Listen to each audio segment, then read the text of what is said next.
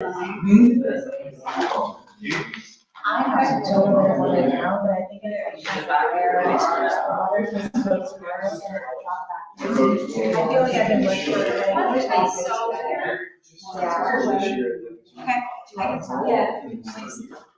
Okay. We are now live on Facebook, so I will go ahead and call the meeting to order, please. And ask that you silence your phone. I have to do that myself, actually. And then if you will, please join us in the Pledge of Allegiance. I pledge allegiance to the flag of the United States of America and to the republic for which it stands, one nation, under God, indivisible, with liberty and justice for all. It's good to see some people in the audience. Thank you for joining us this evening. Lisa, would you do a roll call, please? Jared Valentine, Darcy Kaplan, Here. Angela Brown, here, Jane Slopes, Here. Jasper DeChristopher, Here. Tara Shields, Here. and Keith Gosher.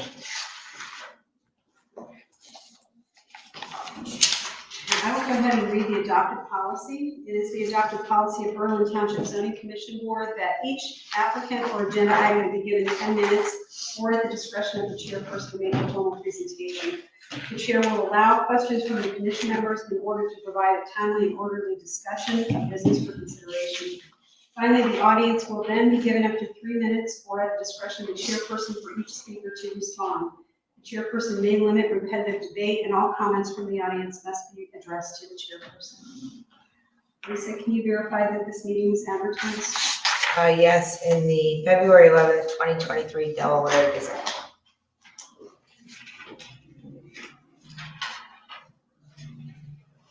All right, so tonight we are hearing, no, I'm sorry, I'm supposed to approve minutes. Everybody get a chance to look at the minutes. Lisa said. So I will make a motion that we approve the minutes from our meeting on February 14th. I'll second. Oh, I guess Lisa did that, sorry. I'm sorry. On board. Who's seconding that? Okay, Ms. Kaplan, Yes. Ms. Brown, Yes. Ms. Slopes, Yes. Ms. Shields, And passes. And I think everybody signed except for you two. On that, yeah.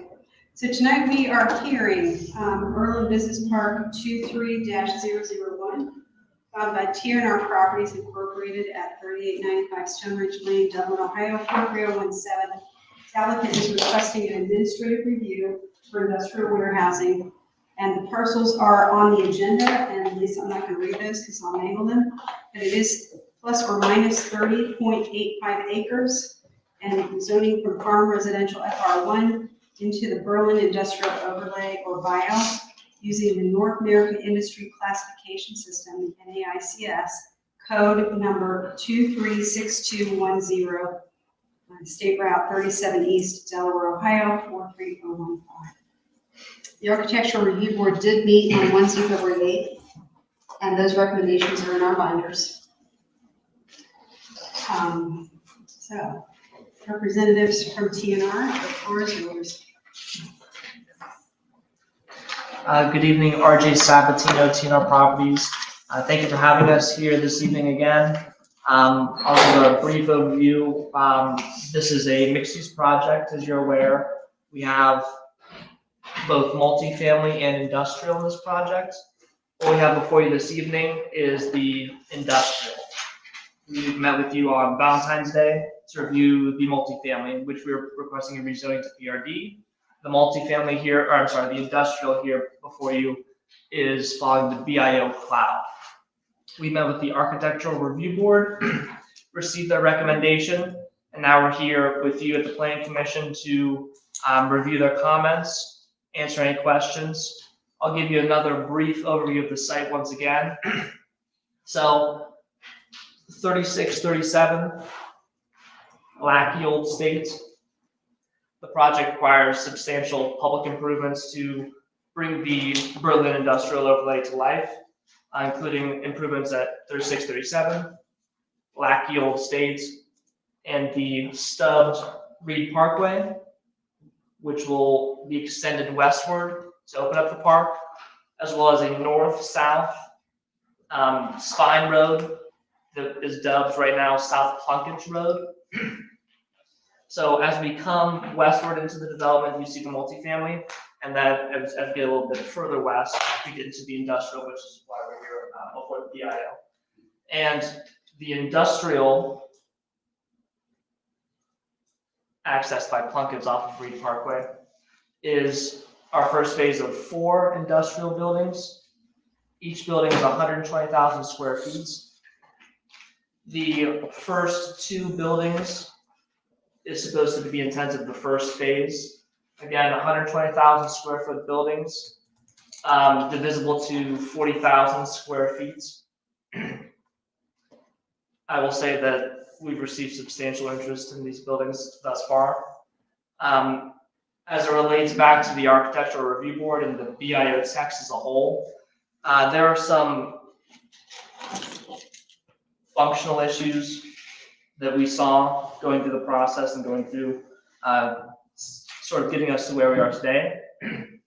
We reviewed in depth the Architectural Review Board comments, and I've resubmitted a letter, which you should have before you, that goes through line by line some of the issues or perhaps non-issues that were brought up by the Architectural Review Board for clarification purposes. I don't Read have it myself. I can Get go, that in. can we go print, yeah, we forwarded the email to you. Jacob Just a forwarded minute. it, Jacob forwarded it earlier this week, and it was just a packet, it was attached, but it was an attachment. I did not get It that, was and not that's printed. probably my bad, I did not see that. And I'm happy to go through that in depth once we get it all in front of you. Can you repeat how many square feet the buildings are gonna be? Each building is 120,000 square feet.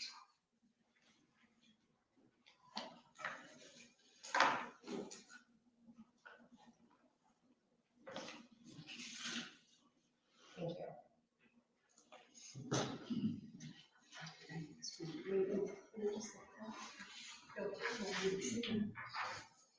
you. Perhaps while we're waiting for the letter, I can go through the renderings that we have before you. So one of the comments that we received from the Architectural Review Board is to veer away from perhaps any color, to stay with a more earthy tone. Earthy grays, darker. So we took that into account, redid some of the renderings, and that's all we have before you.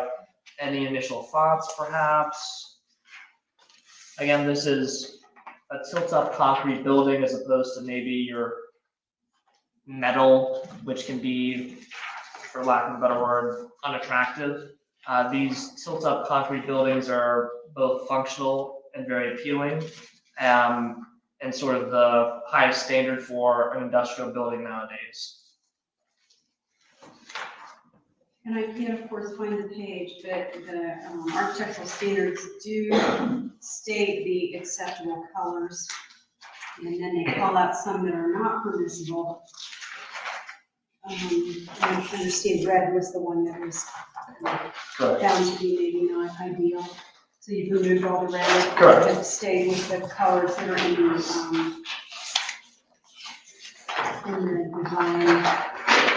text. So what color did you replace for the red? It's just a dark gray? It's a darker gray now, yeah. Through, yeah, the darker gray that you see.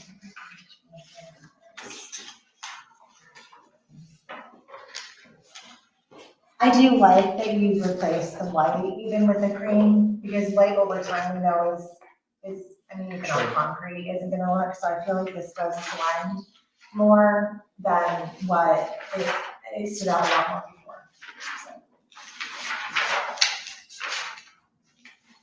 Okay, so thank you for addressing that, and we'll probably just go line by line on the rest. Sure. I'm ready whenever. I guess we're waiting on the letter. I guess one of the things I can ask while we're waiting is, these were the submissions from 1-3, and then you replaced some, it says 2-14.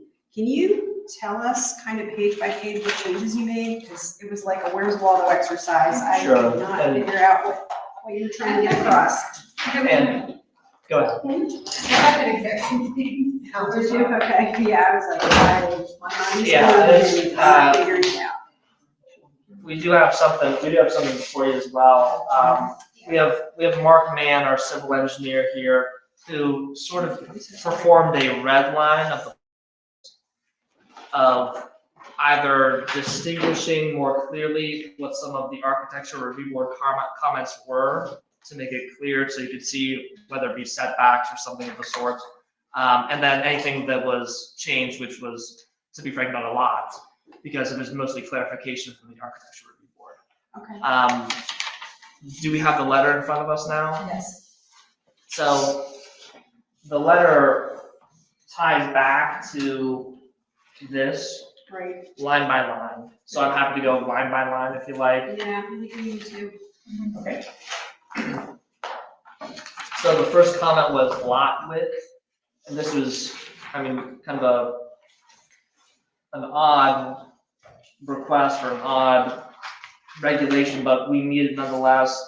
Our width is 1,019 feet, which is more than half of the lot depth of 514 feet. We comply with that portion of the code. Setbacks, the setbacks were in some cases not marked on the plans that you saw before you. We added those setbacks. We comply with the setbacks. Rooftop mechanical units is bullet 3. You can see from the renderings on the elevations, you won't be able to see any rooftop mechanical units. So we comply with that. Rooftop screening, similar thing, pretty much reiterating that. Building design, we comply with this code. No industrial building is going to be the same 360 degrees, right? I mean, I think that's understood. But the way we have our buildings laid out is a means to screen some of the loading zones. We're hiding those loading zones, right? They're not in the front of the building or maybe facing the largest thoroughfares of 36, 37. So we comply with that building design. Design elements, number 6, going back into our renderings of elevations, we comply with all the architectural design elements. Let me Pavement. stop you for 1 moment. Okay. Sherry, you did the notes for the architectural review board. It said on your information not provided, C 19 to 28 for full details. So that is 19-28 in that. Okay, I was. Yeah. That was saying like to determine what the, Gotcha. Okay. is needed, you have to refer to Trying to 19-28. understand. Okay. I'm sorry to interrupt you, but to fully comprehend what we were doing. Okay, go ahead. Okay. Next, pavement. There was a comment from the architecture review board regarding pavement standards, cross-section standards. We further distinguish that all roadways will be designed to Delaware County Engineers Office standards, which is a 30-year design life, so therefore we comply with the code. Let me stop again, I'm trying to find my lines. Parking, pavement, okay, pavement was after design. I didn't see pavement called out as a problem, am I missing it? It says, Yeah, page It was 2, on. They talked about 30 year. yeah, so it's the second from last on the back of the first page. It says under layout, it says pavement and parking. Okay, Yeah. thank you. I was lost. Okay, I'm found, thank you. Okay. So now we get to number 8, which is parking. So parking is going to be a little bit of a fun one, I suppose. In the BIO code, the mins and maxes for parking are actually reversed. So I mean that was kind of a little confusing for us. Just an error in the code. The parking that is required of us according to the BIO code is not functional. I believe would give us like 10 parking spaces. I believe that per building, and we have 63.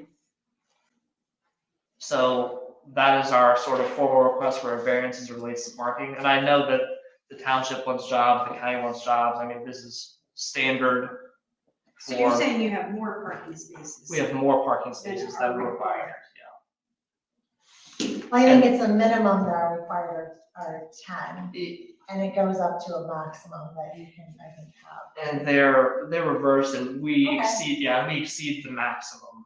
Oh, you exceed the maximum. We exceed the okay. maximum. Okay, So- Well, I guess technically we exceed the minimum because they're reversed in the code, but To be Yeah. clear, in the minutes, it does share that there were some questions about the minimum and the maximum and how, when the square footage gets larger, why does the parking spaces go down? And they were questioning, it was posed of, I don't know why that was there. There was a lot of discussion. Sounds like a mistake. Yes, you have a yeah, copy of sounds like a it. mistake, yeah. Yeah, that sounds like a mistake. So really right now, how we have it laid out, and you can see here is we have 2 rows of parking for each building, and I'm happy to email you some samples of modern industrial buildings, and this is sort of what the standard is. If not, then Well, and so I want to pin this down a little because I'm feeling some uncertainty. So I want to find that parking. First of all, we need to repair what you have astutely pointed out. So 19-35 is where you'll find the parking info for this.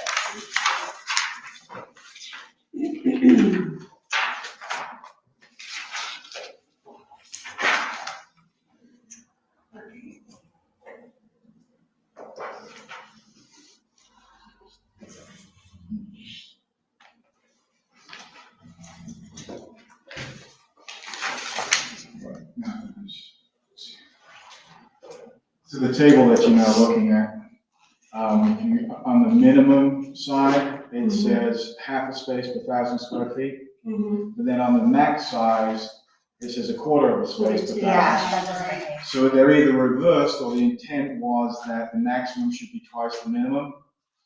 Yeah. I'm not sure which one of those two is the, one interpretation benefits us, one interpretation maybe the true purpose of the code. Okay, But the maximum actually calculates out to be less than the minimum, which is clearly. sure, no, clearly not correct.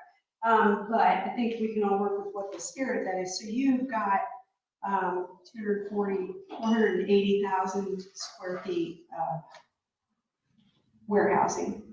So what would that be if it were a quarter of the parking place per 100,000 square It'd feet? be 120, it'd be 120 spaces, total spaces. If it was a quarter, if it was a quarter. and that's what we space, have, that's what we need for a building, Okay, a single building. so, but it doesn't sound like, would we need a variance for that per se? No, I think this is a mistake in the code. I think Oh, this yeah. is- Okay, and that's So, fine. Okay, so, I mean, because we have had some commercial properties come into us that they believe what we required in parking far exceeded what their use would be, and they still require it. So they've been sticklers on parking. So, but it sounds like you have met that spirit and that we have just a correction to make. Sounds good, So thank you. I don't So think are you- that is a variance. Are you asking for 1 space per 1,000 square feet? Or, I think it's a little bit more, I think we've got, It's like one, and it's almost, it's 1.25, I think, Yeah. somewhere in that so region. then that would be. We have 60, 63 in a row, I think is what we have, yeah. So- Sir, can I get your name and address, I'm please? sorry, Mark Command, Advanced Civil Design, with civil engineers on the project. And can I get your address, please? 8910, I'll go with home address, yeah, that's fine. 8910 I Sedona don't have that. Court, Lewis Center. Thank you. Is there another issue with the location of the parking as far as behind or side of the building versus in front? Well, parking, if you read I see that noted. behind, it says behind your side, yeah, and it says in front, so that was part of some of the discussion. There was I remember, me and Ms. Josie, a lot of discussion on parking, just that there's a lot of questions associated with the parking that were brought up. So aside from the number. It will just discuss in front of the building, and it does say if you should refer, so that one side of the column is just like notes that were reflecting of the EAO. So if you go to 19-35, it will be a little clearer. about the facade or or behind or side of the building. That's where in the VIO it's required That's to be what- behind or on the side. it- or I'm assuming, I don't have it in front of me. We're in the front, Part of it, where our so that's pedestrian another is the front. variance from the VIO, If that's what it needs to be, then that's what we request, yes. so that it would be a variance. So would that be like a condition? I'm just throwing that out there for you, like Well, I think that's something that. an area that does not meet. If that's necessarily. something that's laid out in the VIO, that is something that is specifically stated, that wouldn't be an error, in my opinion. Yeah. Because to me, that's something that was probably placed in there to reduce the visual appearance Yeah. of where all the cars are going. Right. So, that, to me, that's likely why that was placed there. And if that's what we have to do, that we will do that. So you would put it on the side, No, I'm sorry, we will request the variance for the parking where it is right now. because I don't know that we can do that. The Yeah. VIO is written in such a way, it was drafted in such, I'm just saying that it was drafted in such a way with the intent of the spirit of the township being to preserve a character of, rural feel and, we're trying to incorporate, industry at the same time, give the spirit of our township too. So to kind of marry the two in such a way that it's preserving, our township, accomplishing both. Maybe I can spread some light on that. One of the discussions in the review board was the fact that there was some concern that we didn't meet the width of the lot being at least one half of the depth. And the discussion was that our front of our lot is plunketed. So we're looking at our depth being 500 feet plus or minus, and our width being the 1900 feet that we had. So we met that direction with Plunkett being the front of the buildings. With Plunkett being the front of our lot, all our parking is on the sides.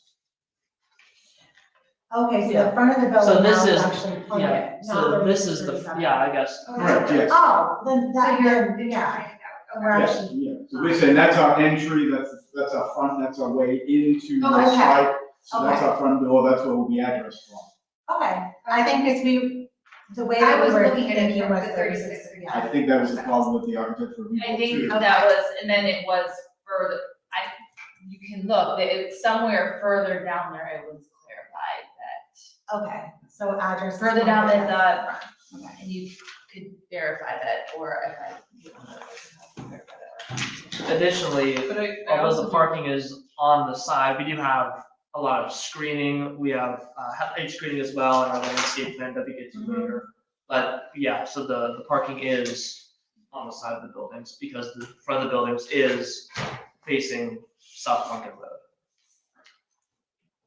Again, I just want to clarify that even if the numbers are reversed, it says warehouse within an enclosed building at 0.5 per 1,000 square feet. If you're saying you have 120 parking, 100, whatever parking space, 63 per building, correct? 63 in a row, so I think 126. Per building, Correct. so that would be 1 per 1,000 square feet. A little bit more. So then you would still have to request the variance, because even if the maximum was 0.5, right? Okay. If they're actually reversed, If they're yes. actually reversed, it wouldn't matter, you'd still have to request the variance. Unless the intent was to make the maximum twice the minimum and the minimum is correct, which was what I initially interpreted to be because of such a small number. Or maybe they just. But That's what, But that's not what it says. either they So left just- the one, we need to clarify whether they left the one off Mhm. of the 0.25, or because doubling the 0.25 would, and reversing it would be the 0.5. Correct. So, I think that needs to be clarified. And I think, I mean, it sounds like we're sort of on the same page as that we meet the spirit, but I mean, there are clearly some errors in the code.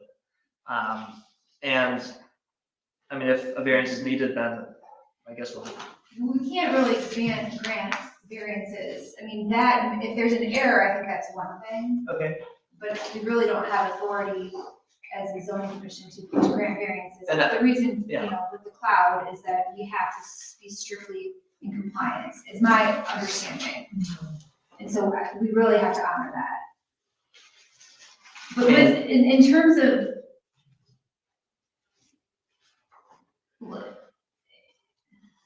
So with Plunkett, the face of your building is all facing 36, 37, so I guess if you're saying that this, the front is facing, you know, aren't all these buildings facing? Like, when you show these elevations, aren't all these facing 36, 37? You're These showing elevations, this are they as a facing front. 36, 37? a You're front saying that's your elevation. address, like the address is your. The address is gonna be Plunkett Road. Right, but the face of the building, like, if they're, the main, you see what I'm saying? You're Like, showing the face front of the elevation building like is- this. Yeah, that's right. Yeah, that does face 36, 37. It seems like you're having to work both ways, in my opinion. For the, Because this doesn't appear to be an entrance to a you see building, what I'm saying? Yeah, no, that, this which is is your what you're saying The faces main Plunkett Road. entrance, That's so correct. you're. Yeah, you're we don't, working- and you're right, I mean, but our closest frontage is South Plunkett Road. But when we say this front parking, you're saying that you're using, that the parking's on the front for purposes of saying, well, my address technically goes out on Plunkett Road, but the front of the building is 36, 37. See what I'm saying? The pedestrians, maybe rather the employees in their sedans and SUVs park in these spaces and they enter closest to those spaces. Truck docks load on this side of the building and they go to this side of the building. Yes. so people don't enter through the front of the building. Per se. If, I guess you could say that, I suppose. We may have a man door, but I suppose you're correct. If Can I you're, ask a point of clarification? Earlier, you indicated that you were gonna divide each industrial building up into 3 sections it's Okay. possible, it's possible. of 40,000 square feet. And each one would have to have a separate entrance. And I'm wondering where those entrances would be to address the 36, 37 on Plunkett Road. If it's one building and it's one shot, Plunkett Road, those are all facing east, so the east side would be one entrance. If you're having them separated into 40,000 square feet, potentially, you're gonna have separate entrances for different industrial. That's right. Right? That's right. And those entrances, from what I'm hearing, would be facing 36, 37. Okay, Is that true? or- that's Okay. correct. Okay, So 36, 37 really is the front of the building then? With the way that we're calculating it, no, but the architectural standard that you're seeing, that building, this is facing 36, 37, yes. And just to clarify, since I know that the ARB had just met, I'm poking in because I was there. Clarification on some of this would be found on, what's this page, 19-27, C, and then it says about 36, 37, C, and then like architectural requirements. So just go to page, top of page 19-27. Because that's what I was referring to when I said about there was some clarification in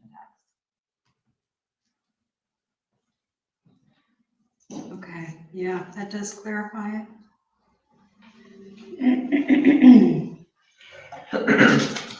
And I do understand that when we had our pre-application meeting with the township, not you per se, but with the township, in an instance of there may need to be a minor variance, what's considered a minor variance, I understand that's not up to the planning commission to decide.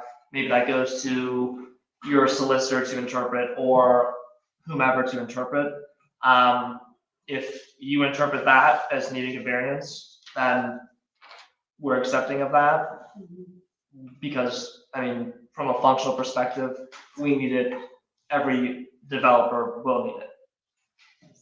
And as we kind of continue to advance down this list, you'll also see another item that we believe needs perhaps what you call a variance.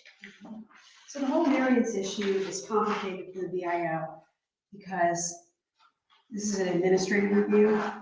And when this is approved, it is not subject to referendum, which is a very big deal. So what was agreed upon between the residents and multiple countywide agencies was that this is it. So I understand, and you can always ask, but as far as our authority, we can't do that. Completely understand. Just so you're clear. Okay. You can ask, you can clarify it, we can talk about it, that's all Okay. great, but we can't. And I know this is just, again, like you said, administrative, and you issue your recommendation to Right. the trustees. Yeah. Right. Okay. Do we want to continue down the list? Yeah, that'd be great, thank you. So going down, I think we're at parking islands. We had parking islands in the plan. We added dimensions just to clarify. We do comply with that code. Now we get to what I was just previously talking about perhaps another functional issue, loading spaces. So we exceed the truck dock space quantity in the BIO. The truck dock space quantity states that for a building our size, 2 truck dock spaces would be allowed.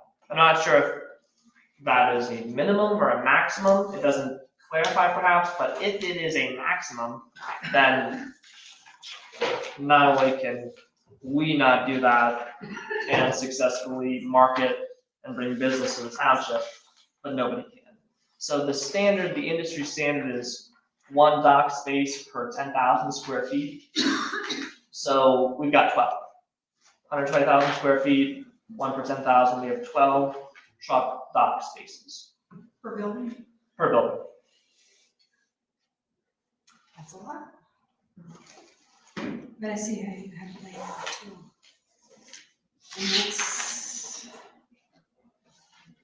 yeah, like you said, there's no minimum or maximum, I don't have the answer. So it does not state minimum or maximum.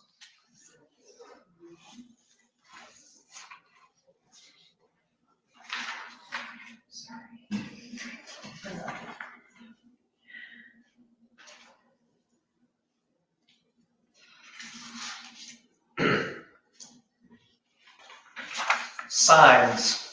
We do have some signage. We do have a signage plan that we submitted to you. We comply with the BIO's signage code.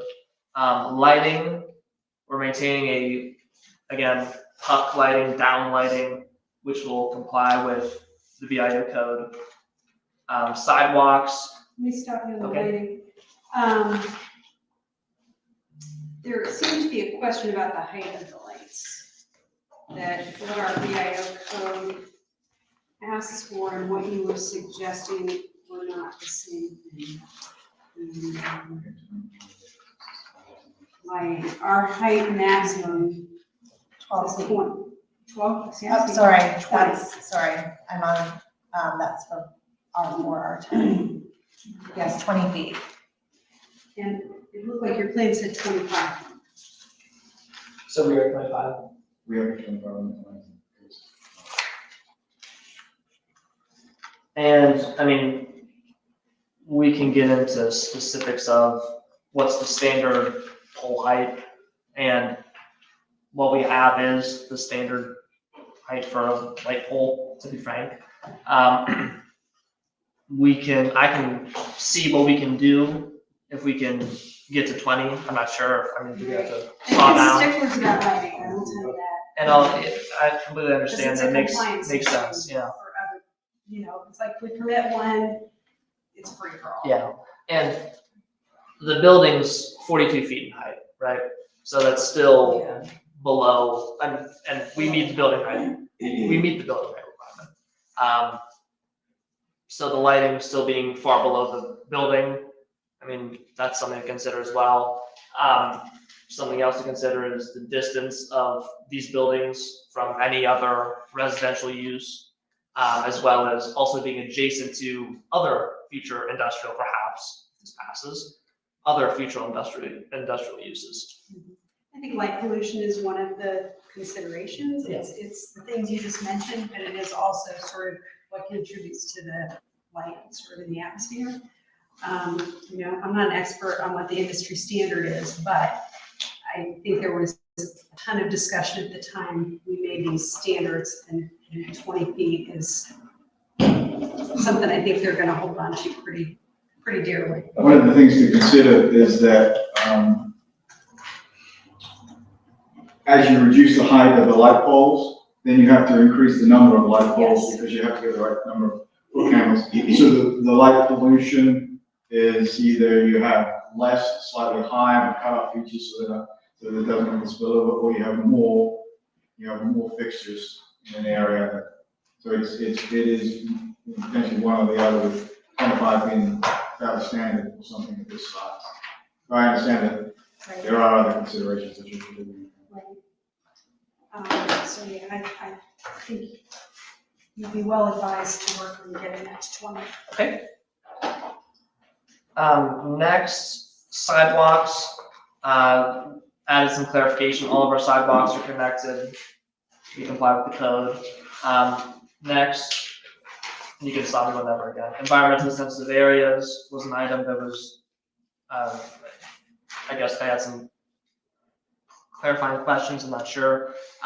Right now, there are ephemeral streams on the property. Ephemeral means water doesn't run through them all throughout the entire year. Therefore, they're not jurisdictional streams. We're mitigating that, and that's in our stormwater plan. We comply with the code. Opacity for landscaping. We've got a detail attached to our landscape plan for that. We meet the code. Screening, there was a screening question. Clarifying again, we're not adjacent to residential, so that's not applicable to us. I'm just clarifying that as it was in the checklist of the ARB. Vehicular use area, we added some additional screening there. We exceed the code. Vehicular use area islands, there was a request to add dimensions for those islands. We added those, and we comply with the code. Service structures, trash, dumpsters, those are gonna be screened, and we comply with the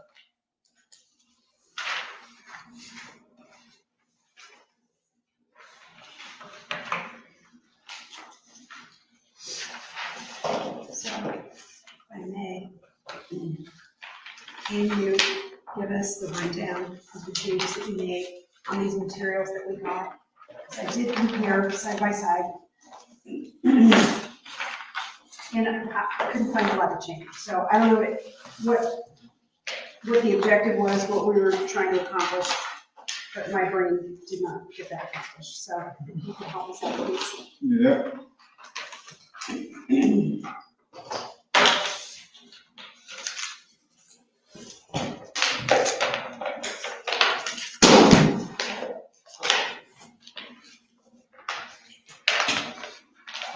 Most of my thunder was stolen, but, that's okay. We can go through, the intent here was that I provided a couple of plans earlier in the evening that had some, red squiggly lines on that we call clouded.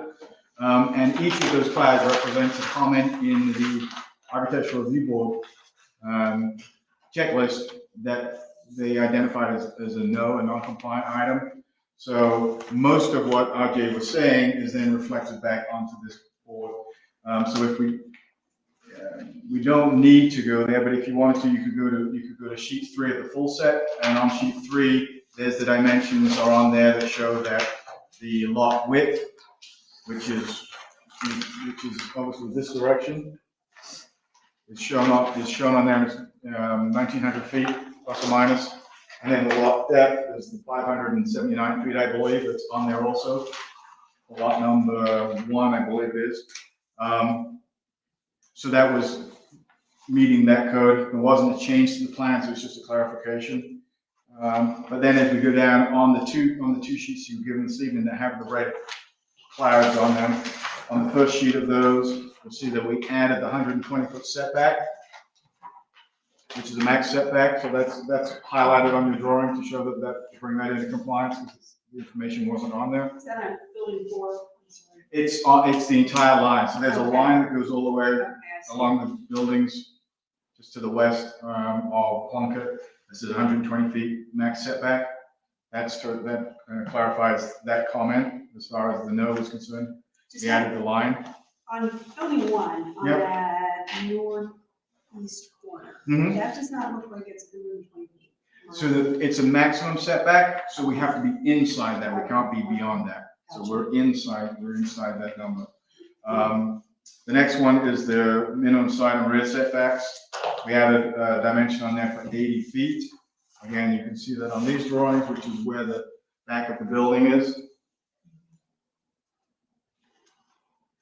And then also on this side, because it's rear and side yard. This one, because the lot goes all the way, doesn't show it on 36, 37 because it's up in this area. Moving on the second sheet of the drawings that you have, this is the typical sections for the roadways. So these are Delaware County standards. This says in here 30-year design year, which exceeds the code. That was a change.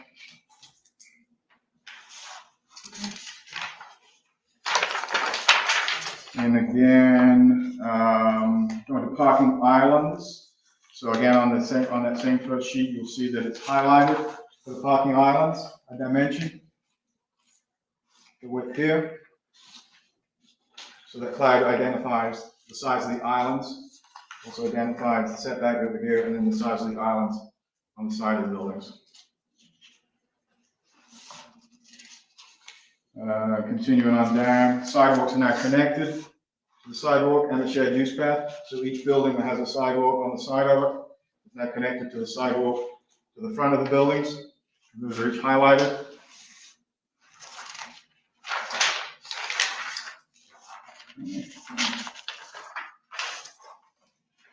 And then dimensions for the internal islands were added.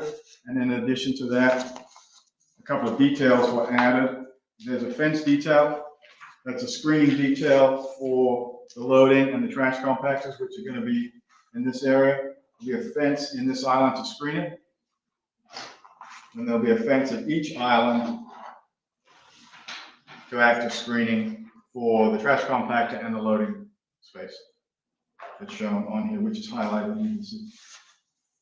When you say a fence, is there an Little- elevation that showed, oh, Right there. that one, all right. Mhm. Use that wood post. It's a wooden fence that screens the compactor and it screens the loading. And it'll go 3 sides around. I'm sorry? It'll go 3 sides around. No, it will only go on the one side because these docks are lowered. So this area is 4.5 feet below the finished floor, which is what you see. So there'll be a fence here, and then this is 4.5 feet further down, and the fence is, I think it's 6 feet high. Yeah, 6 foot high. So the fence is 6 foot Yeah, high. 6 The feet dock high. is 4 foot lower. So that'll screen here, all the way through. It Okay. won't be all the way around because this is part of the dock loading area. Okay. You were saying where there's trash compactors though, so I was Correct. wondering if it's going all the way around.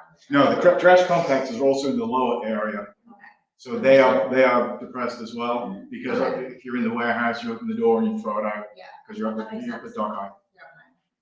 So the screen is going to be open above us. Thank I think that was it. We just So these two packages though, the original package, this one's from January 3rd, and that one, February 14th. yes. So the February 14th package has the information in it that I just highlighted today, except it wasn't clouded in there. So that was why I thought I would do this little presentation. So the information that you received this afternoon was the same exact plan sheet, might even have the same date on them. So it has the same information on that I just clouded, just to try to highlight it so that it's better for the rest of the documents.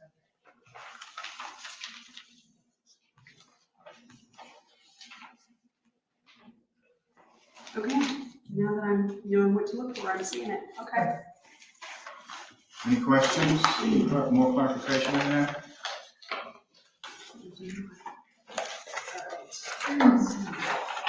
Questions?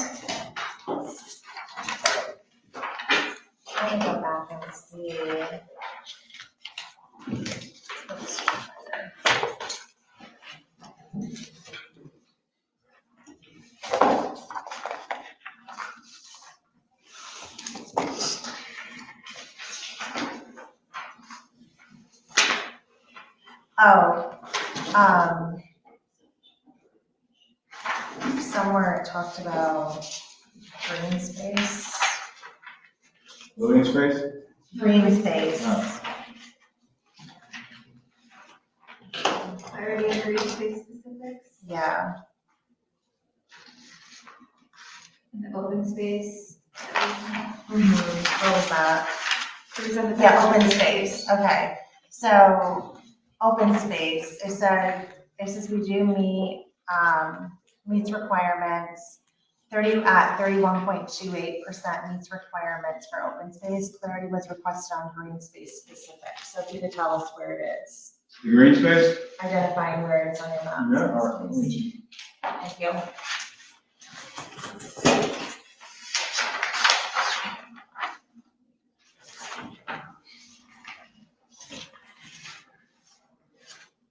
So this is our green space right here.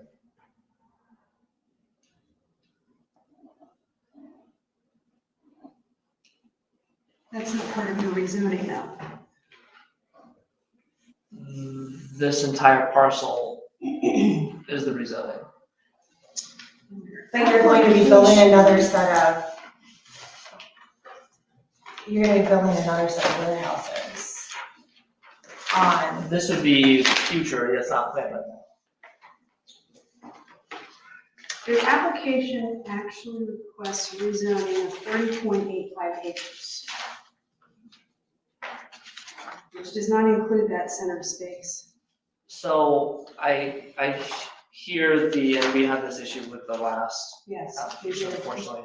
And we list 3 parcel numbers on this, so I mean, which one is it? Is it 120 acres or 30 acres? This Right. parcel is 69 acres, Right. so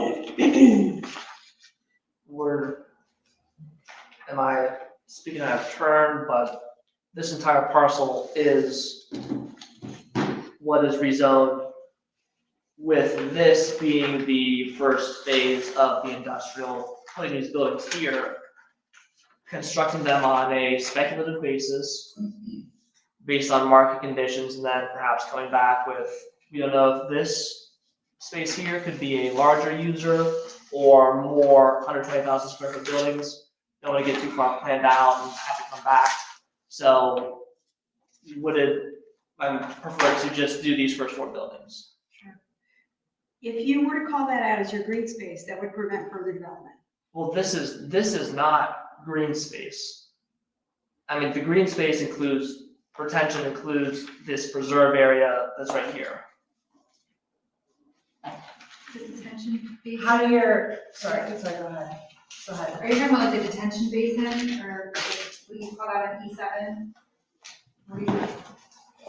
Yeah, so there's so within this whole area, this area is a designated wetland, and then the stream runs through there. So the green space is the detention pond, which is the stormwater management for this area and for future.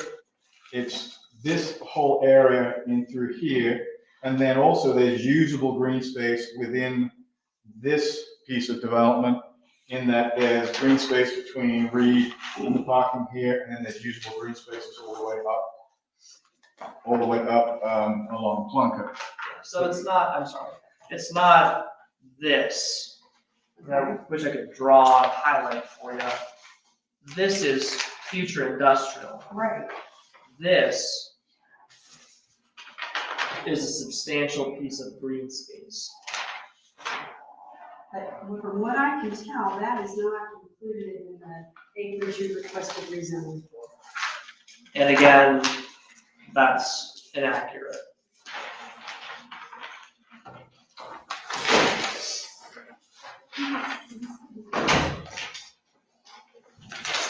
I'm not sure if we perform an Alta survey for this single parcel, and then for the other multi-family parcels. There are what are called farm lots. I'm not sure if that was what was pulled for the 30 acres. And Mr. Mann can maybe speak to this. There was a farm lot that divides this. Maybe that was 30 acres where that came from, but this entire parcel is 69 some acres. But it You're shows not that there's- requesting rezoning for the whole 69 acres at this time. We're requesting what we're requesting, and it includes our entire site here with the plan to come back for this future industrial once we build out the other four But buildings. we have to be very specific about what we're doing right now. I understand there's future, but I guess what I am failing to see is where are the boundary lines and how much acreage and what exactly you're requesting a rezone on. Because that's not shown. Because on this map right here, it says lot 1 is 30.846 acres. Yeah, and I think that's right. And that is what, on the application for Berlin Business Park, it says acres to rezone 30.85 acres. So we're using, I guess that is where the buildings are. Our open space is adjacent right here, which is, You would have to include that in the rezone. okay, then we'll have to amend our application, I Yeah, you suppose. definitely would. Okay. Very specific parcels and And boundaries, because otherwise it sort of seems like double dipping. You know, like, yeah, we're gonna use it for this project, but we're gonna use it for that project. I'm not saying you are, I'm just saying from us sitting right here, we do not have clarity on that. I hear what you're saying. And unfortunately, we did have that mistake on the multifamily as well. It sounds like that's another portion mistake for this. But again, this entire parcel is in the BIO cloud marked as industrial. Yes, true. So that is what we are rezoning for. And here before you for what is called maybe the final plan for these four buildings, inclusive of this open space. We are back before you for the entire parcel, meaning this future development, because we don't know what we're gonna do yet. Right. You just can't include that in your green space for this rezone. I'm not sure how you got to that 31%. And that's what I think. That's what we're asking. What she's asking is that you're saying that if that's 31%, and then you come back to us and say, okay, now we're gonna build on that second piece of land, and then you've got to find your green space for that, and you don't wanna double dip into that green space again. Yeah. And I believe, our calculations are for inclusive of the entire site. We'll provide clarity on that. I guess I'm also confused how, when you have a main road going through it, how you're considering it green space for the other side. Just wondering, because it's usable green space, the intent is so that it can be part of the whole picture, but it's not part of the whole picture because it's on the other side of the main road. And it is part of the whole picture because the whole parcel is industrial. And But we're connected via multi-use path and sidewalk. We are separated by a public road, and this public South Plunkett Road is in the BIO as a place marker, as a means to connect to 36, 37 again for a right in, right out for sufficient access. I get it, but we're talking about this first section, so it needs to be in the first section. That's what we're talking about now. The green space needs to be in the first section. I'm not sure that I agree. I hear what you're And saying. that's okay, we can agree to disagree. Okay. Just that's the way that we look at it, is Okay. that it has to be in what we're talking about right now, because we can't say that it's in a future area that will be developed. It has to be in the same area that we're talking about now. And it's all one area, just not, it doesn't have buildings laid out yet. But what we're hearing tonight is this rezone that you requested. We're not hearing that other part tonight. I understand the future intent, I get it, but we have to stick with what we've been submitted in your Okay. application. Okay. So that's it. Well, am I correct in that future, so if this goes fully through, they never have to come back for the future, right? Yeah, it's a one-step process. Exactly, so that's why we're So Then really. then I guess we would have to come back. We would have to come back before you for this. We don't have any buildings here. We would have to come back before you. Well, exactly, but you're applying right now for it all to be. Then we'll have to do, I guess we'll have to It come would back have for, to be split. no, well, we'll have to come back for another BIO process. That's what I'm saying, is we would have to remove that portion from what you're asking. Well, to it's be in right now, but it doesn't have any buildings on it. So we can't do anything with it. But it's not part of the parcel or the acreage you've requested to be rezoned. So we cannot count it as green space for this project. It's all part of the same parcel right now.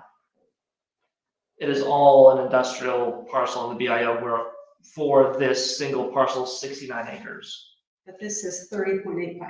And I'm sorry, that's incorrect. I mean, the application's what you requested. Okay. So, Understood.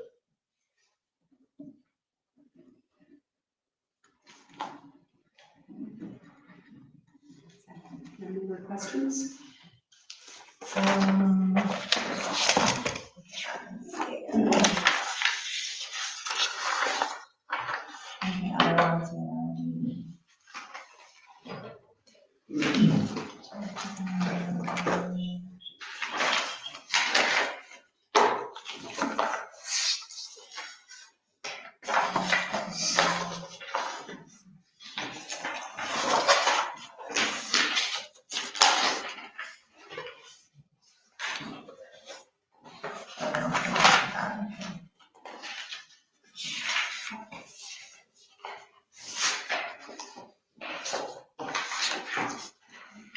Oh, thank you for having, the information on the signs in there. I think still, because it's a black and white painting, what colors were you, it didn't look like anything was specified on the signs. I thought we submitted something with color. Maybe because it was multiple copies, we did black and white. So I apologize for that, but we'll maintain the earthy tone for the signs. Okay, if that could be called out as well, I'm actually sorry? in text, if it could be called out in text as well. Okay. And then, I'm sure, well, I should never say I'm sure, but just making sure that the actual materials are called out as well for what the sign will be on there. Okay. So that it's in writing.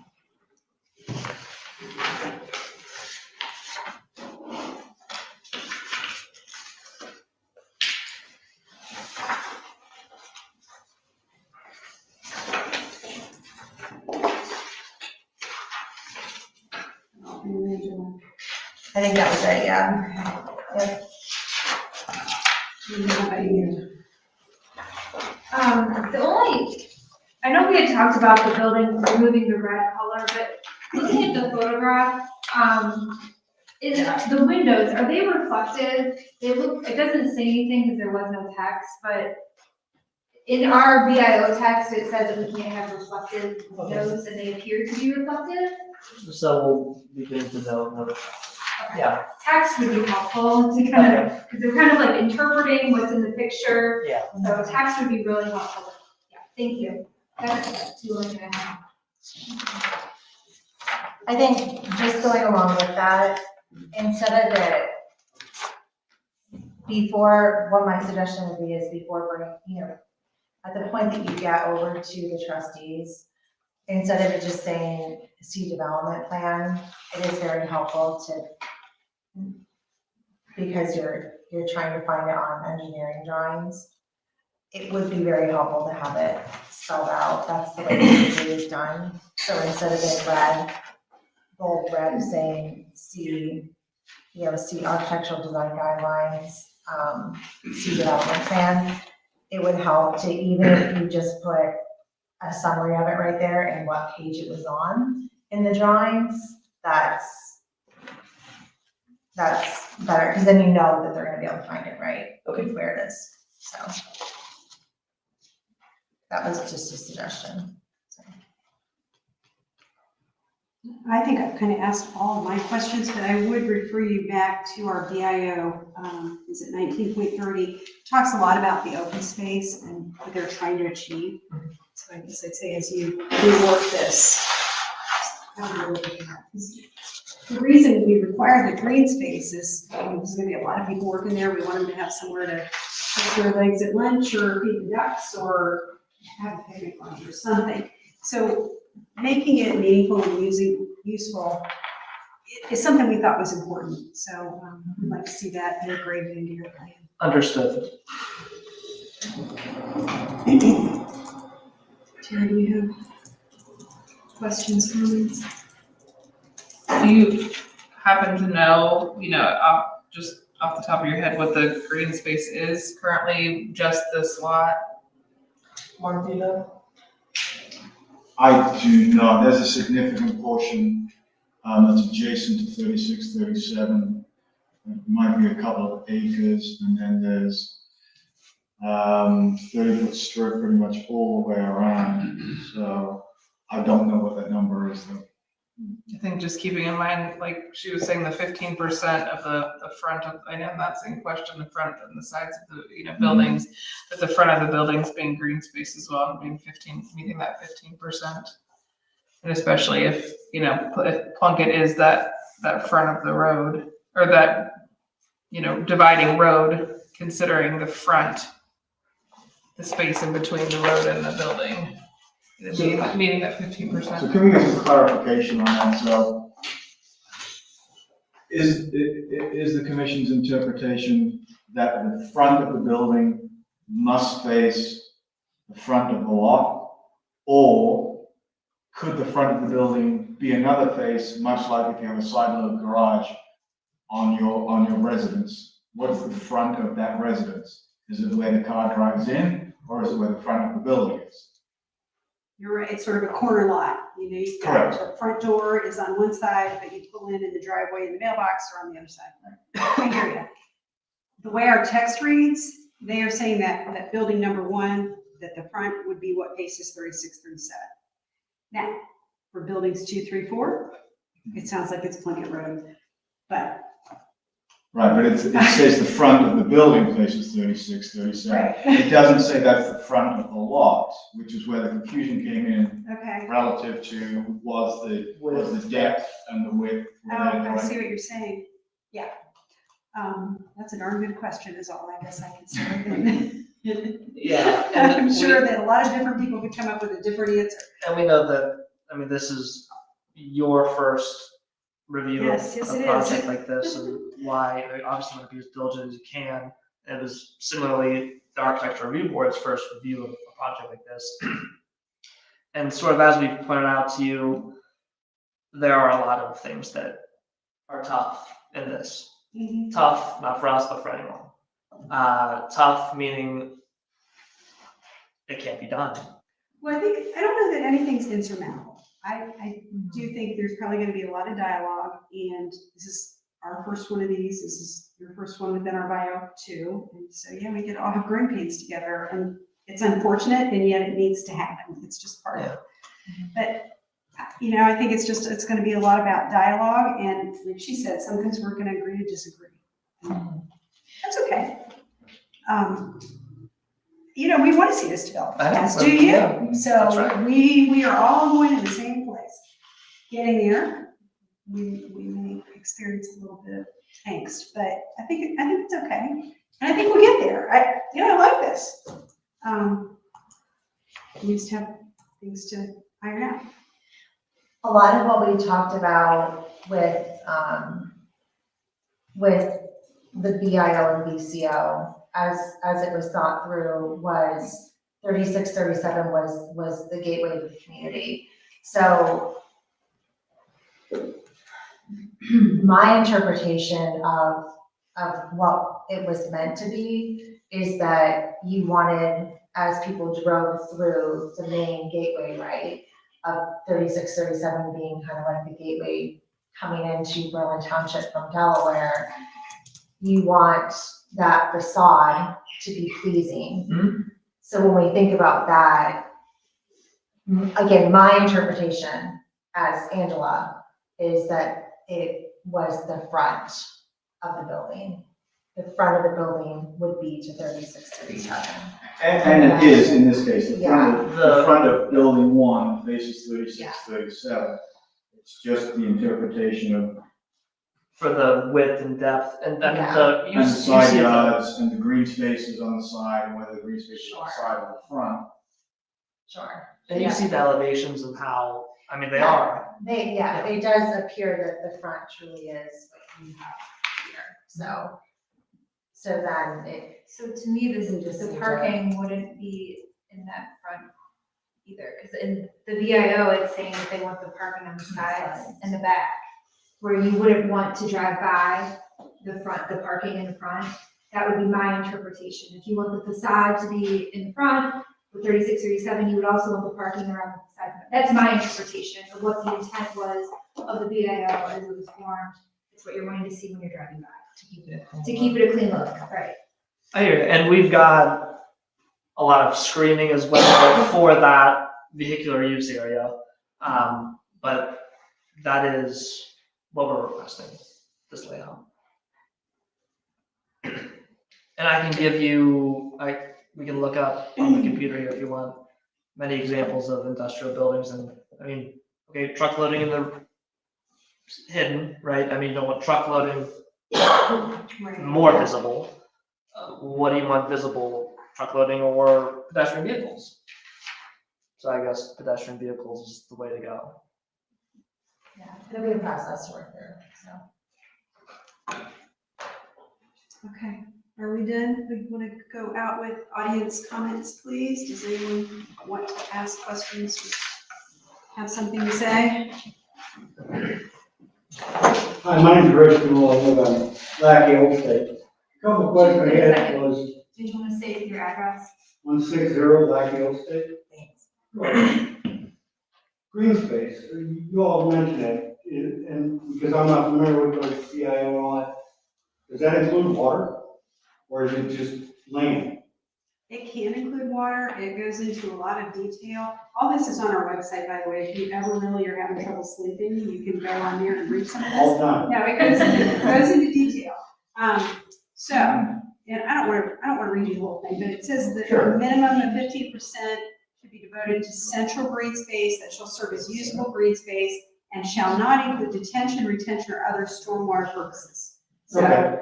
So you can have some, but not all. Thank you for that clarification. Now, going off their artist rendering here, if they are planning on dividing these up into 3 sections, they have to have an entrance on this side. Well, I think if they change that, they have to come back to the board, if they would ever change what they're gonna do as far as dividing, if this is the plan at the time. So I think, isn't that true? Like if they change, If you all approve The entrance. this, and they can use this industrial the way they want, however that is for them to sell, why would they have to come back? I believe, what my understanding is, It's not if a they, change of use. Yeah, as long Have as to it's come not a back. change of use. well, That's the first piece of that. The second piece was you all addressed some of it with dock space and loading. Obviously, if they change the use of this from a single industrial entity until 3, then they're gonna have to add more dock space to make it feasible, which to me would be that 36, 37 is the frontage and not Plunkett, because your addresses are gonna be 1, 2, and 3, 4, 5, 6, 7, 8, 9, 10, 11, 12. You're not gonna put 1, 2, 3, 4, 5 and have these filtered down into 300-foot long individual buildings. So that should be the entrance for the building. If they redesign it or sell it out as 3 40,000 square foot units. And the other piece I was wondering about was, we were talking about lighting and all that. Is there any stipulation on what types of industrial hours are here? And what kind of chemicals can be brought in? Because obviously we just had East Palestine up there, and we are dealing with residents, and we're dealing with, a section of housing for kids. So those are just a couple of concerns that I'm I was listening as they were making their presentation to all the other piece, and you all addressed some of it, but I didn't get clarity. The way this is, if I'm understanding it correctly, this green space is inclusive of this. If that's true, then you're going to potentially in the future develop this. Will that allow enough green space for that development? Or is this all going to be inclusive for the whole parcel? And back to the first part, if this is frontage, that green space should be up here based on what you all were talking about. Or yes, or centralized within. Pardon? Or centralized within the space. Okay. Yeah. For the chemicals, the list of chemicals and everything, so a lot of work was put into that. That is part of what's online. It's called the NACIS codes, the NAICS codes is what we refer to. So that's online of what. I've been with this when we Yeah. first started, this whole thing. Yeah, perfect. So. So, yeah, so those, so it is specified in there as to what can go in there. And then, I could answer Oh, some yeah. other things if Yeah. you like.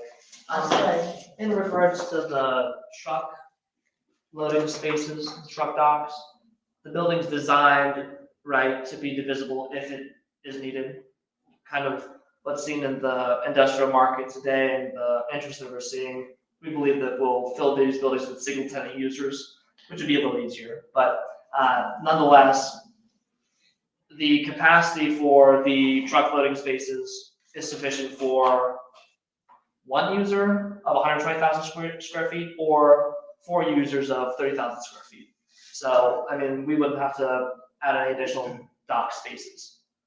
Did you have maybe a bigger picture of this that you could share? I can collect your information, I can send you some of the renderings. Thank you. That's all.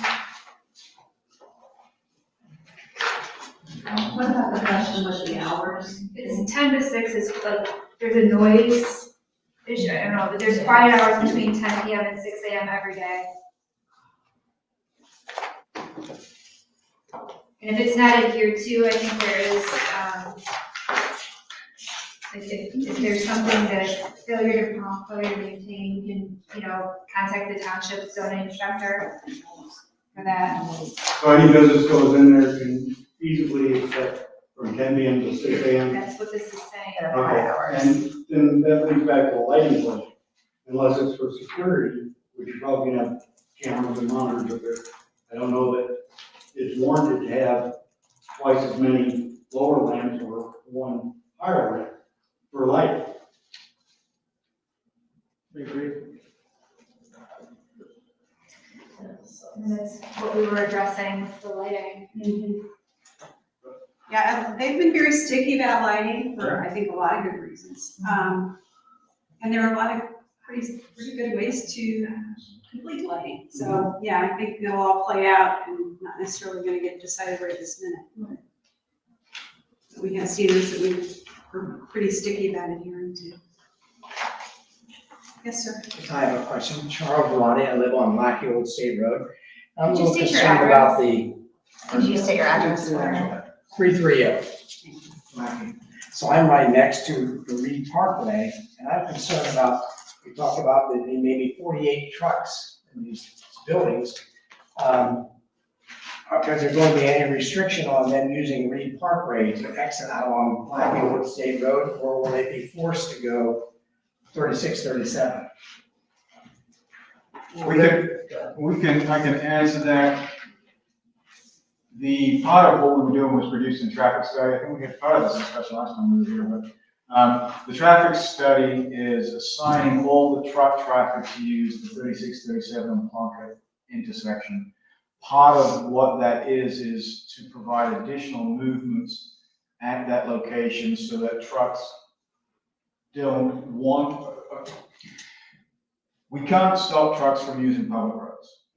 But what we can do is try to encourage them to use the roads we want them to use by making it as easy as we can for them to get in and out. So what we're doing is we are going to be providing a left into Plunkett from 3637 that currently doesn't exist because it was supposed to be right in, right out. We're gonna provide, right in, right out from Plunkett, from our area, and we're also gonna provide what's called an arc, which is what, like the old state is right now, 4-hour driveway, or 4 Plunkett. So the Plunkett intersection of 3637, all movements to go any direction will be available through that location. So truck traffic will be encouraged to use that because it's quicker and easier for them to get where they want to go to the buildings than it is to go through the residential neighborhood. Will trucks actually be able to, just logistically, what's there at Lackey Old State right now? You mean the loop around? Yeah, yeah, And it's called an trucks arc, actually- yeah, a U-turn. Yeah, Yeah, I've lived there, 20 years, 22 years, and it seems to me that, we're getting more and more difficulty just getting out on Lackey now. We have to wait and wait.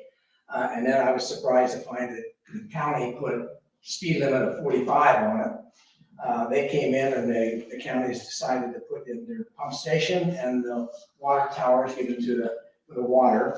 And that's understandable, but there was no, seemed like no consideration on getting that road, either getting another road before all that's developed and get them to go out more on this. Reed Road is gonna be 35 miles an hour. It's posted 45 right now, but I've had discussions with the county engineer's office, it's gonna be 35 miles an hour. As is Plunkett, it'll be 35 miles an hour as well. I don't know how you can say that, tell.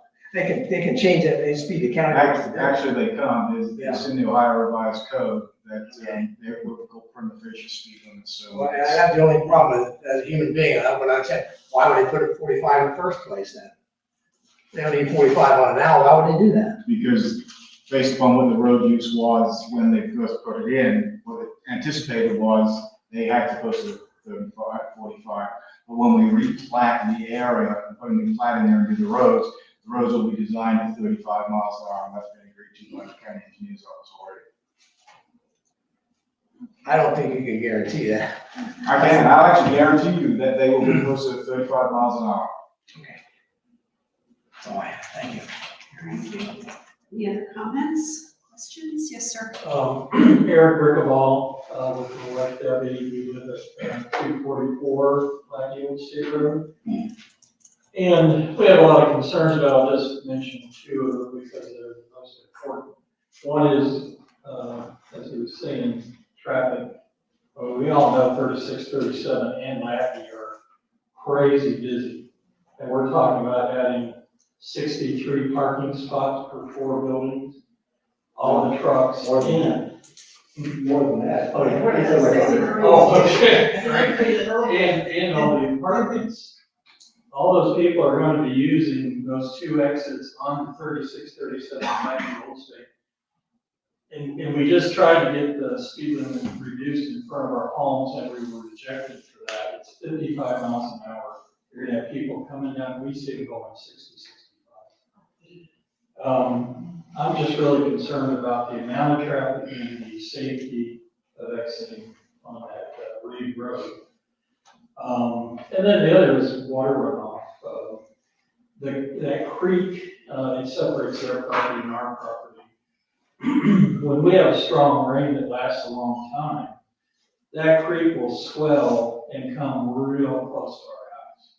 And I keep getting assurances that they can't allow it to make it any worse than it is. But those assurances don't really make me sleep well at night. Because we have a neighbor just down the road who housing development was putting behind her and it ruined her property. She had to go take legal action. And now it's having to do a lot of work to fix her property. it costs thousands of dollars to So- repair.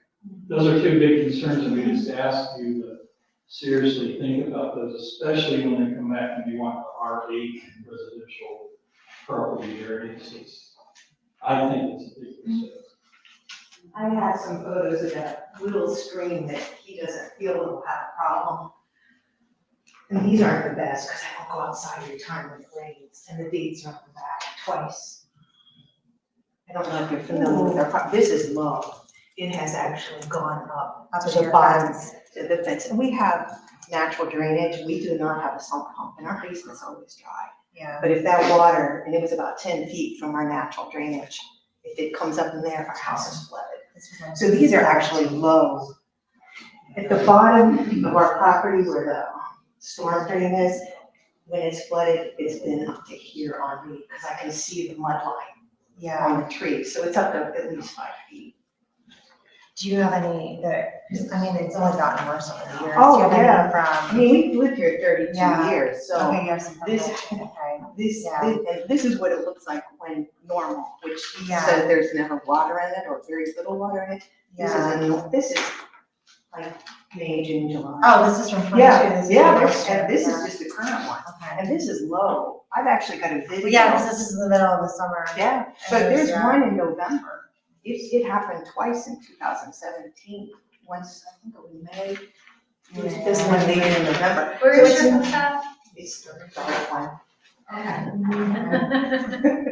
Yeah. It's not working anymore. So, you know, that stream is not. a Yeah, you little- can see this is It's not. not a- little, yeah. when it's, we've been woke up in the middle of the night, and it's been up so high, and the only reason you could see it was the lightning. And it was so high one night, I moved it. Oh, yeah, Because the actually, kids are it's now not at drainage. range. Oh, yeah. And it's hard to believe, yes, it's very, and it's eroded a lot. This is one between our property and Chuck's, but he's up on that hill. And it will get very hot, and it gets hot fast.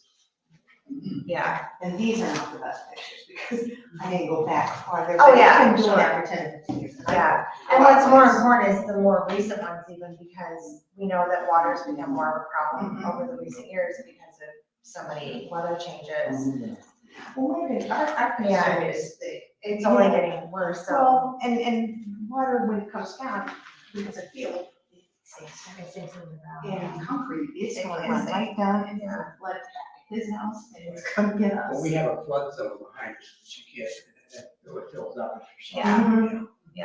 And and some of these, it's water that's laid around for a while, Yeah, but it will go up to the bottom of our fence. Yeah. You know where we live, yeah. at the I know bottom of it's that where fence, we are. it's been 10 feet from the bottom of I that follow fence, that. which is hard to believe, and it's been 5 feet down, because like, you can go down some of the trees and see the property. Yeah, and see See what it the is. flood line. Yeah. So it is a concern, it's not what he says, So the these- stream is These dry. are almost 500,000 square feet. The runoff, natural runoff will no longer be an option, but you are putting in the storm sewer, which. Storm sewer and retention And pond. retention funds, so the hope would be that that actually improves the situation. And the retention pond is really on the other, On the other side part of it. Right. Some of those. There's multiple retention ponds around the site, depending on where the land drains to today. So we have to intercept 420 acres of off-site drainage and get that through the site, in addition to monitoring and retaining the water that lands on our site, so that our water discharging off of our site doesn't exceed the pre-development 1 year storm. That's all pretty technical.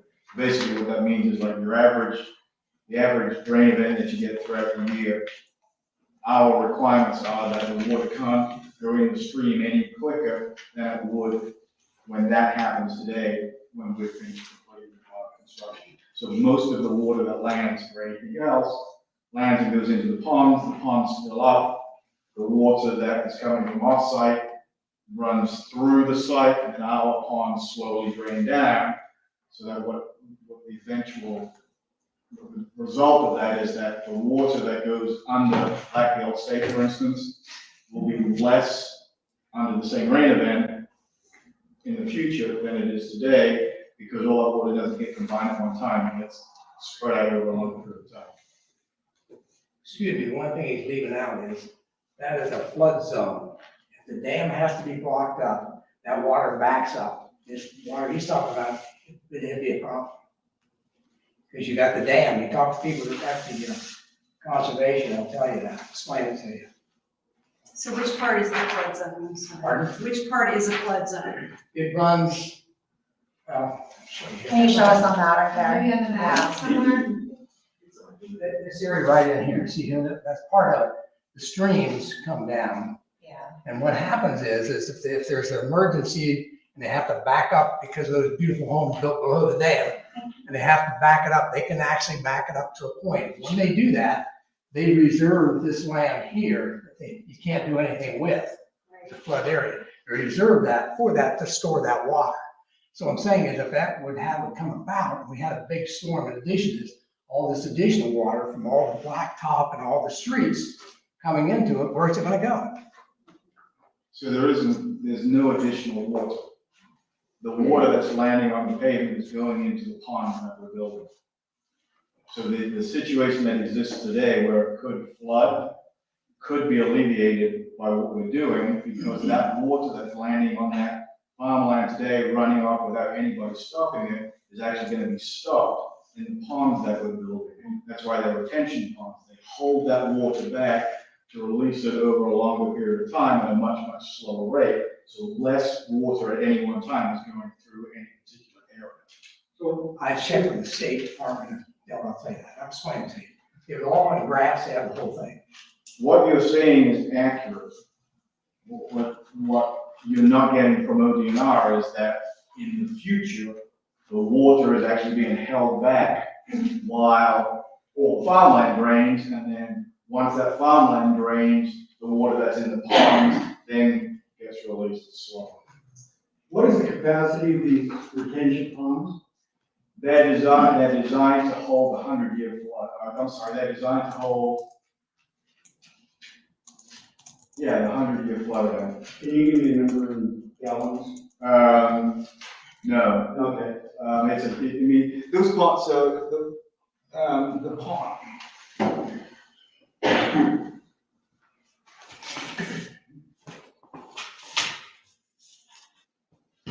So I'll just give you an example of that probably may most attention to. So this pond, for instance, you can see it's 1, 2, 3, 4 of the lots that you guys live on. It's that long, plus it's about 100 feet wide. And then the water within there is going to be around no less than 4 foot deep, or some deeper area, so it's a maintainable pond. It's going to have some aquatic life in it. But what's called freeboard, so the distance between where the water is on a normal day and the flood elevation is anywhere from 4 to 6 feet. So you've got 800 feet times 100 feet of area plus 6 foot of depth for water to go into. So the retention ponds are also gonna probably save from hauling dirt in for your building site. You're gonna Potentially, so because it's good farmland, there's 15 inches of topsoil on here, which we can't use for building. Okay, so you're gonna extract that multi-purpose pond. How does the discharge automatically occur when and if the prognosis is that they've accumulated as much? Mm-hmm. Is it, who turns the spigot on and starts letting water out? Oh, there's a pipe in there. So the size of the pipe restricts how much water can get So through. standpipe. Yeah, it's held, it's controlled by the size of the pipe. Yeah, the standpipe. I want to mention one more thing. They're now putting in a 38-foot deep septic tank, more or less, behind my house. And you had that, if you have a water problem, that's for all sewage that's working its way through to be took to the pump station. They're putting that in now. The engineer explained to me they'll just have to cover over the top of it.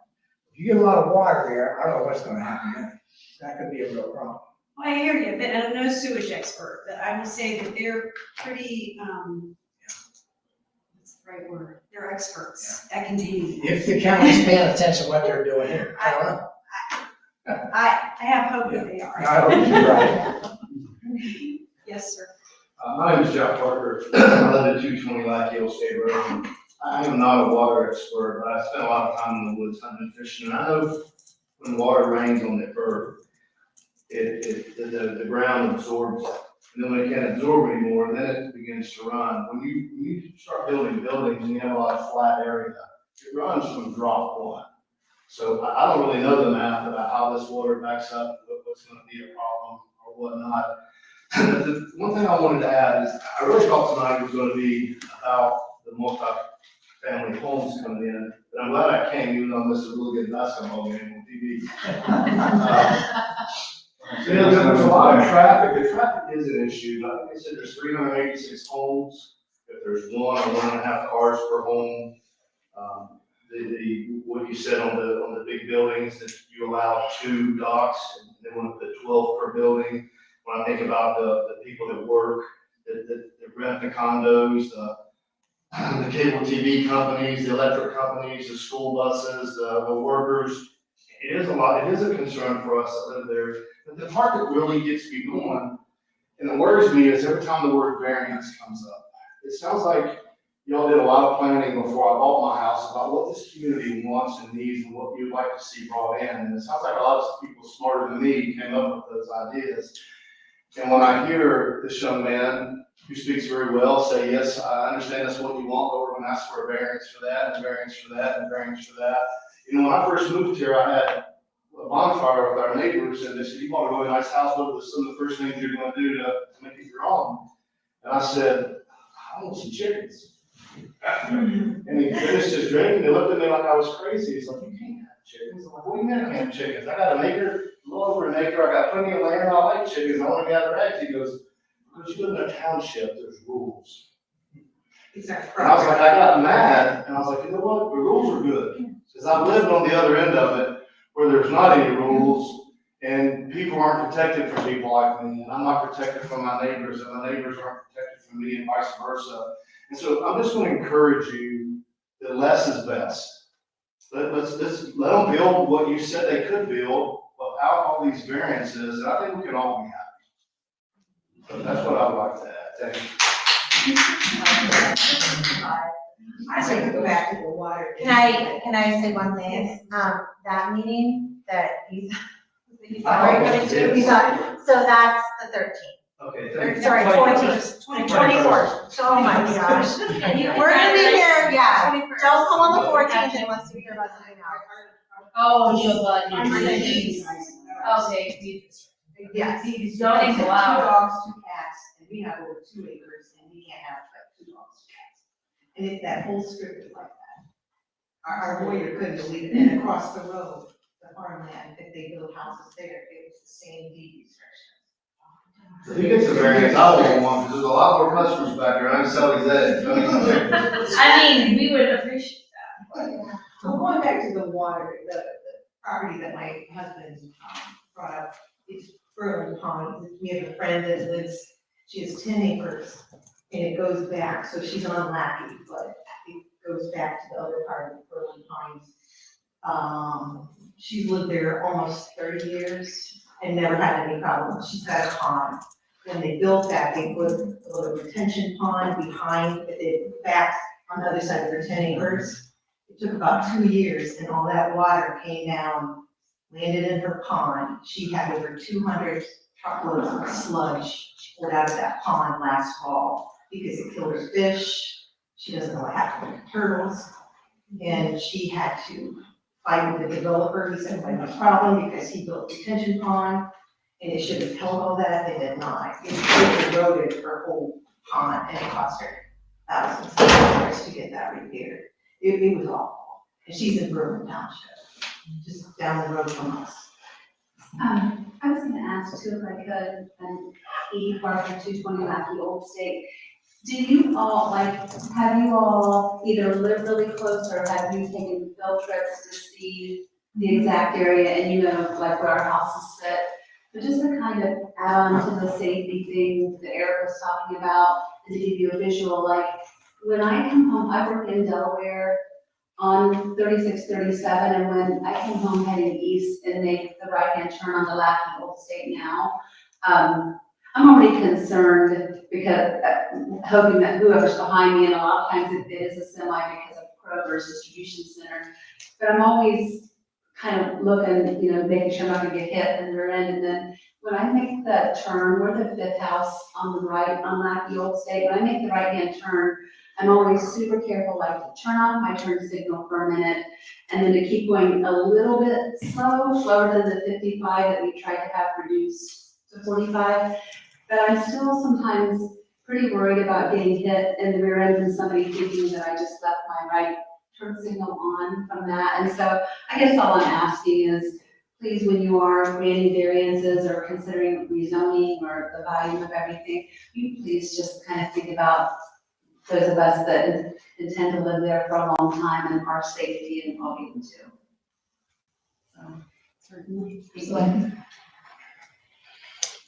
Scott Winberry, 420 Lafayette Old State.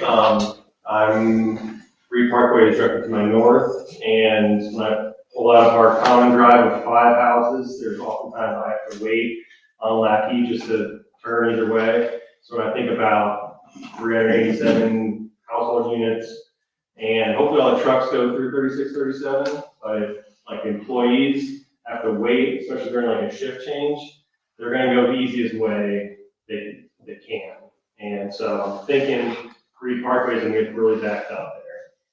To the point where you know, light, I don't know, need something there, but it's gonna get backed up when we start adding residents, employees, everything. So yeah, we can try and limit that. That's all. It's gonna be a big mess. Yeah. Is there any further comment? Nothing going on? Okay. Can I respond briefly? Oh, yes. Thank you all. And again, yeah, March 21st for the multifamily. I won't go too in depth, but we have made, and the updated plan is somewhat on this, substantial changes to the multifamily plan, specifically in regards to density, which will be before you and be resubmitted in the next coming days.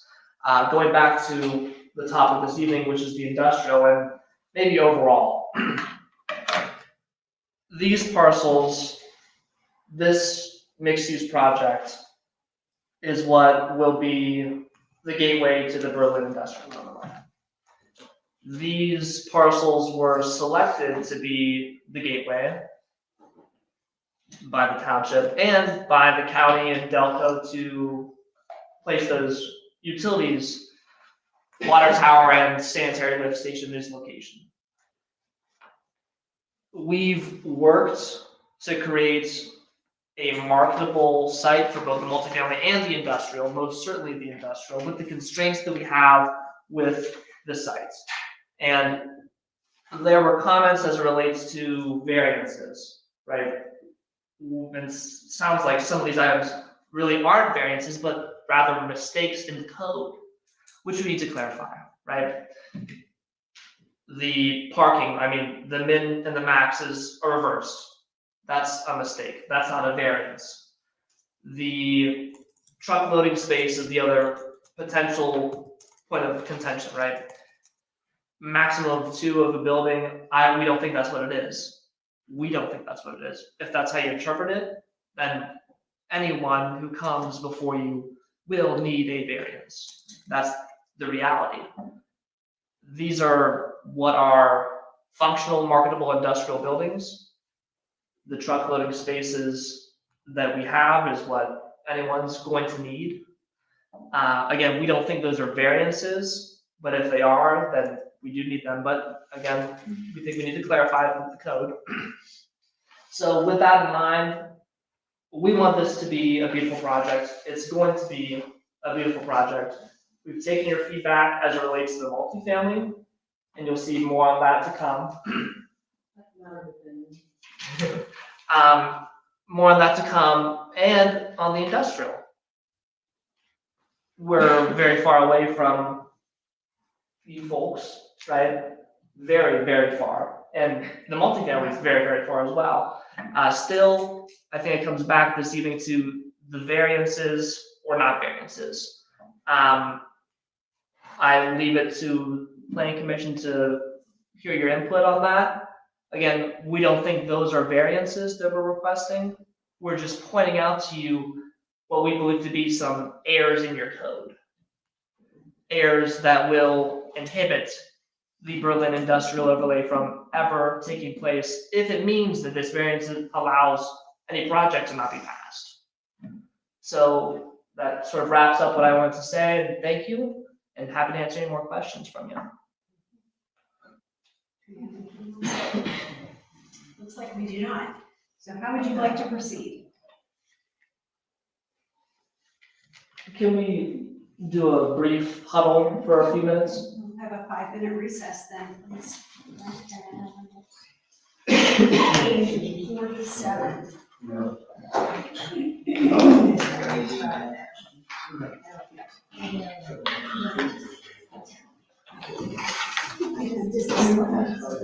I'm still hearing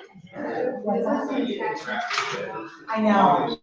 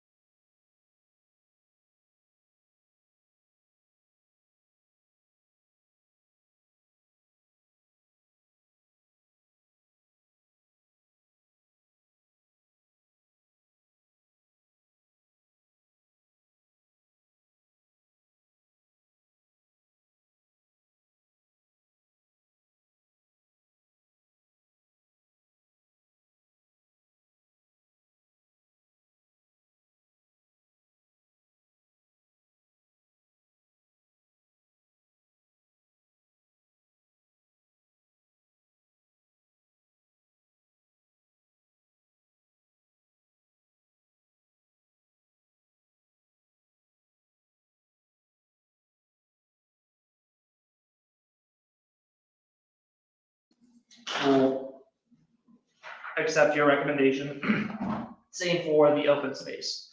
So if you want to include this open space, that's acceptable to us. That's what we believe our application includes. If you do not want to include the open space, we'll request a variance and accept your recommendation. Either way, if you don't include it, we still intend on platting this as open space and maintaining it as open space for these 4 buildings and for the future. With our total open space for this and for the future, we exceed the BIO recommended, the BIO code. So with that in mind, we'd like to proceed with your recommendation this evening. So, we need to make the motion.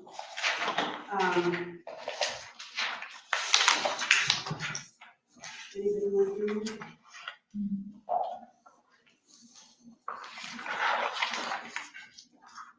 I guess I will clarify, no matter what happens with this, it does go to the trustees, and then we all made extensive notes about the things and points that we believe need to be clarified, and they do. So just know that too. Okay. Any takers? Good, I'll do it. Okay, I will make a motion to accept the application for BPP 23-001 filed by TNR Properties Incorporated, 3895 Stone Ridge Lane, Dublin, Ohio 43017.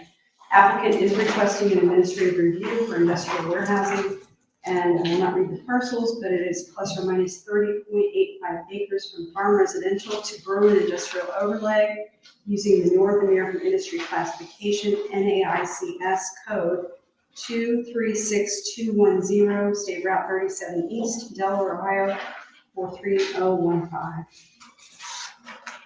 Second. I second. Ms. Kaplan? No. Ms. Close? No. Ms. Brown? No. And Ms. Shields? No. Okay, so the motion does not pass. This will go forward for evaluation by our trustees as well. All of the other things will be addressed. So, I think that's it. Okay. May I ask when we will be on the agenda for the trustees?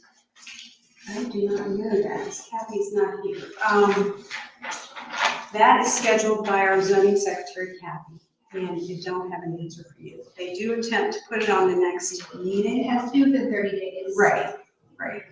30 days of tonight. Of tonight, yeah. It can't be any closer than 10 days to the meeting, it states, but it has to be, We have to give 10 days notice. yeah. Yeah. Did Kathy leave, or is Kathy? She did, because she only came because she had some time to make up for an appointment. So it's the 2nd and 4th Monday. You can also call first thing in the Okay. morning. I don't know if we need to have this date today, or have we determine that?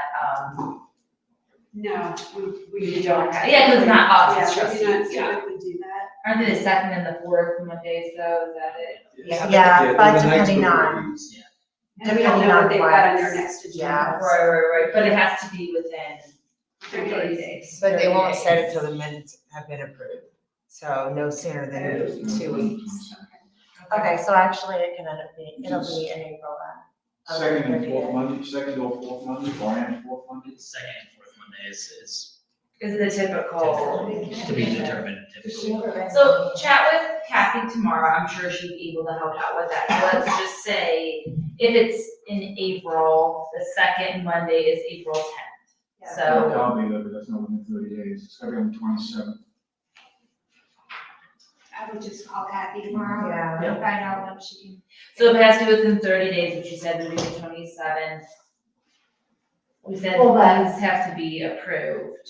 Lisa just said that the minutes have to be approved first, so that would be 30 Today's days the from the approval. 28th. So- Approval would be at the next meeting, which is The 14th. the 14th. So it'd be 30 days from the 14th. The 2nd and 4th Mondays would be in March. And I'm not sure if it's 30, it depends how it's worded, if it's 30 days after the approval of minutes, but I'm just saying that the trustees won't set the hearing until. Will they do a special meeting if necessary though? Yeah, yeah. But it won't be any sooner than 2 It weeks. should say in the work. Yeah, what does it say? Does it It say should specify. 30 days? Sorry for the confusion, this is not our usual business. 10 days notice. 30 days from the date of the receipt of the recommendation. So yeah, 30 days. 30 days from the date of receipt of the recommendation. Oh, receive the okay, so they don't receive the recommendation until the minutes have been approved by us. So Kathy will prepare a packet. So after the 14th, Kathy will prepare a packet. So it'll be 30 days from the 14th or less. Or the receipt. Oh, they can't have the receipt of it. All right. Jake, do you have any further business for us? I'll just say, RJ, you reach out to us tomorrow, me and Okay. Kathy will talk about it, Sounds so we can get you. Thank you, we'll see you March 21st for the multifamily. Thank you. Thank you.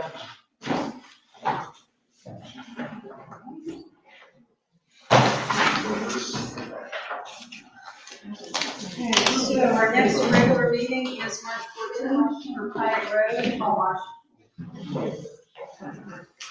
Any other business questions, comments? Well, I would make a motion to adjourn. Anything else? Second.